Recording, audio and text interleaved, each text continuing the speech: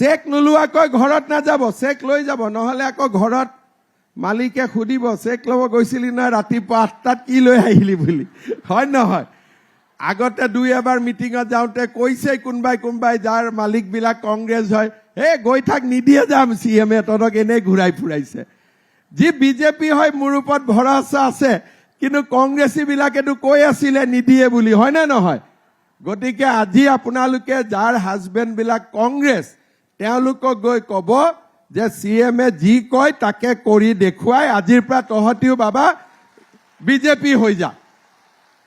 ঘৰত কাৰ কথা চলে? আপোনালোকৰ কথা চলে নে ঘৰত মালিকৰ কথা চলে? হা? মহিলাৰ কথা চলিব লাগে।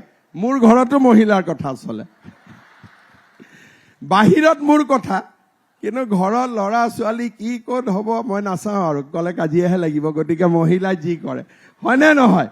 গতিকে মহিলাৰ কথা ঘৰত বেছি চলিব লাগে। যাৰ ঘৰত মহিলাৰ কথা বেছি চলে সেই ঘৰ ডিচিপ্লিন হয়, ল'ৰা ছোৱালী ভাল হয়, কাৰণ মহিলাসকলে সদায় ঘৰৰ আৰু ল'ৰা ছোৱালীৰ কল্যাণৰে চিন্তা কৰে, তেওঁলোকে কেতিয়াও বেলেগ চিন্তা নকৰে।